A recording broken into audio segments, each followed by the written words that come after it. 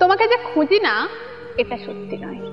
উকি মেরে ভুল বাহানায় অন্য কোনো নাম সেজে, কিংবা তোমার অন্য কোনো বন্ধুর খোঁজ করতে গিয়ে তোমার খবর আমি ঠিকই নিই।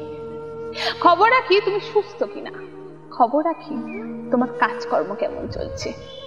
খুব বিশ্বস্ত সূত্র থেকে খবর নিই তুমি প্রেম করছো কিনা, নতুন প্রেমিকা আমার থেকে সুন্দরী কিনা, আমার থেকে বেশি দিন টিকে গেল না তো।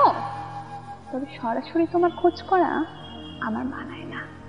কাছে গিয়ে যে তোমায় জিজ্ঞাসা করব কেমন আছো, কেমন চলছে তোমার নতুন প্রেম, কেমন চলছে তোমার নতুন জীবন, সেসব নাকি শোভনীয় নয়।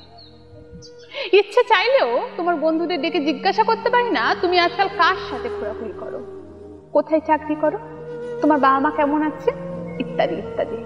এসব জিজ্ঞাসা করলে লোকে নাকি আমায় হ্যাংলা বলবে, নির্লজ্জ ডাকবে। একটা সম্পর্ক এতটাই বিচ্ছিরি ভাবে শেষ হলো যে একদিন যার কথা দিয়ে দিন শুরু হতো, একদিন যার পাশে শুলে রাত পূর্ণতা পেত, একদিন যার জন্য শাড়ি পরা, কবিতা লেখা, সিগারেট ছেড়ে দেওয়া, আজ তার সামান্য খোঁজ রাখতেও বারণ। একটা বিচ্ছেদ এতটাই ভয়ঙ্কর যে দুটো পরিচিত মানুষের মুখোমুখি আসাতে ফতোয়া জারি করতে হয়। একটা প্রেম এতটাই ধ্বংসাত্মক হয়ে যায় যে একদিন যাকে ভালোবেসেছিলাম আজ তার ভালো থাকার খোঁজ রাখাটাও এক প্রকার বেআইনি।